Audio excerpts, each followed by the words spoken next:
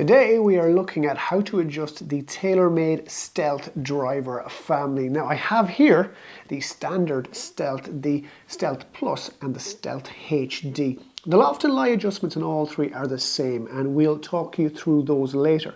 And as you see, the Stealth Plus here has the added weight channel, so we'll run you through that and how to make adjustments there. So before we start, bang a like and subscribe to the Golfbidder YouTube channel if you haven't already done so, and off we go.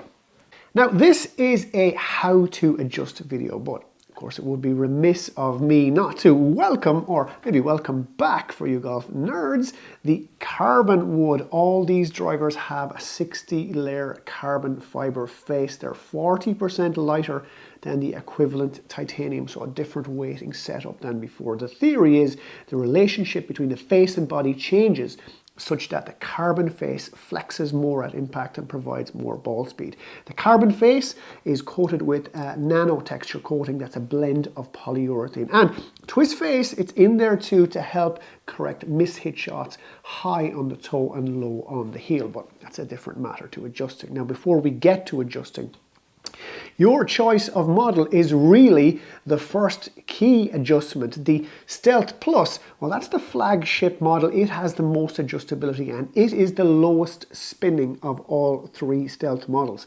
This standard Stealth here is going to fit most golfers. When everything is standard, it spins 200 to 300 RPM more than the Stealth Plus and will launch a little bit higher. And then the Stealth HD, or high draw, is the high launch mid-spin model with a built-in draw bias. There's a big market for these anti-slice type clubs, and even though this is a draw bias driver, it has the highest MOI of the three Stealth models, so it means it has a really stable head at impact.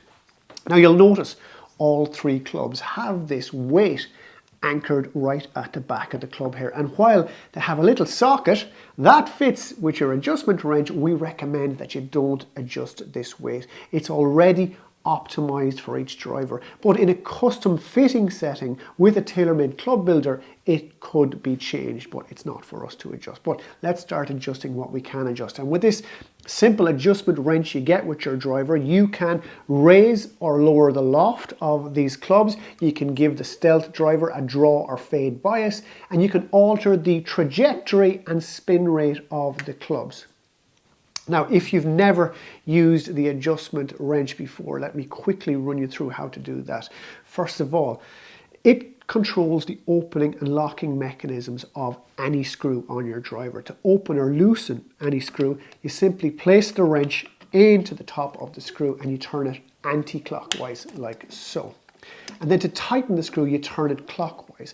And these screws that secure everything in place in these drivers, when fully tightened, they make an audible click sound to let you know the sleeve is safely locked in place. There it is. And it also helps prevent over tightening. So let's go ahead, shall we, and open the shaft screw of this driver here. We will choose the standard model. And when fully opened, you'll notice numbers and settings on the tip of the shaft. And these indicate some of the different loft, lie, and face angle options you can choose from.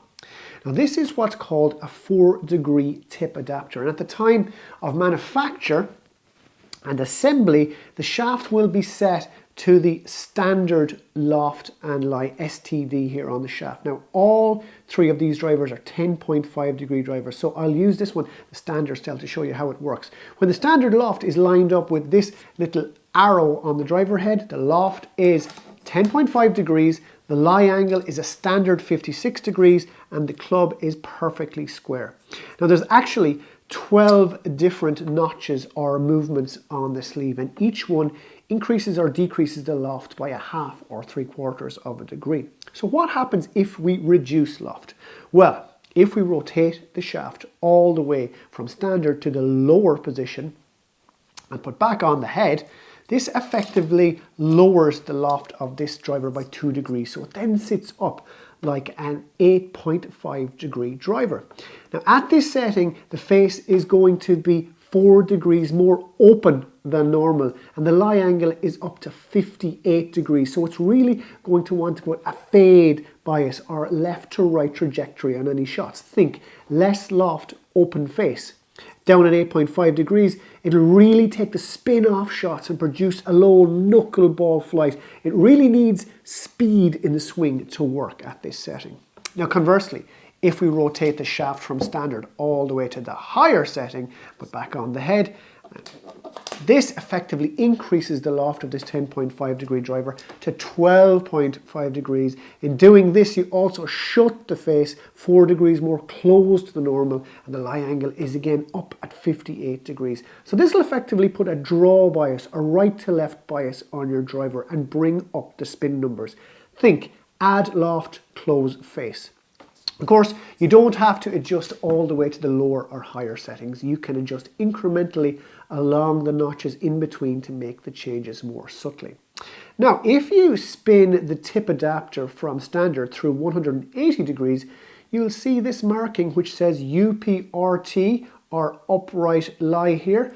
You can actually reattach the head in this position. The loft is then back at 10.5 degrees, but now the club sits 4 degrees more upright and the lie angle has changed from 56 degrees to its maximum 60 degrees. You'll find this sets up the club for a draw, but it's a lot more subtle than in the higher setting I mentioned earlier. Again, from this upright lie setting, you can make the loft lower or higher incrementally to make subtle changes. Now, if I grab the Stealth Plus driver, it differs from the other two drivers in that it also has a sliding weight channel here sitting behind the speed pocket.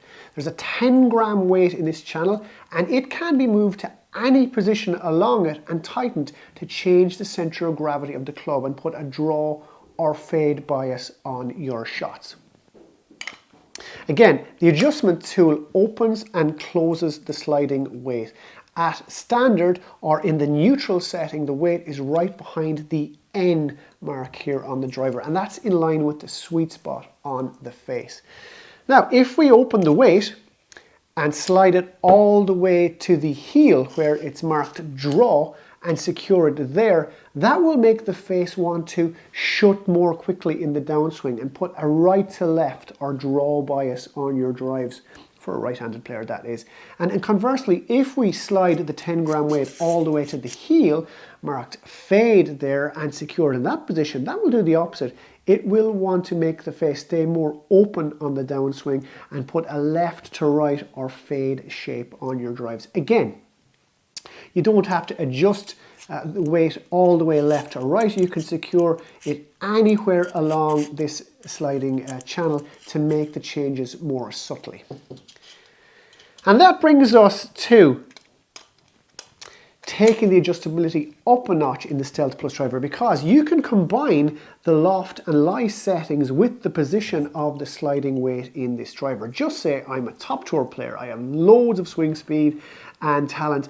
I might like to lower the loft of my Stealth Plus down to 8.5 degrees, but remember what we said, less loft opens face. And to counter the tendency to now fade the ball with this open face, I might slide the 10-gram weight in the channel a little bit towards the heel side or draw side. So when the face presents itself open at address, I know the head with its draw bias will want to correct the fade. That is the great thing really about these drivers. There are so many permutations and combinations to really get the club set up perfectly for the way that will benefit you the most. So that is how to adjust any model in your Stealth driver family. Choose your model first based on whether you want straight or draw characteristics, and within that then adjust loft and lie and then tweak the draw fade bias. And it's very important to remember that you can adjust your driver at any time on the range before or after your round, but just not during your round. Now, if you enjoy this video and find it helpful, please do press like and subscribe again to the Golfbidder YouTube channel. It helps us greatly. And follow us across Facebook, Twitter and Instagram to keep up to date with the very latest golf equipment news. For me for now though, it's Donal out.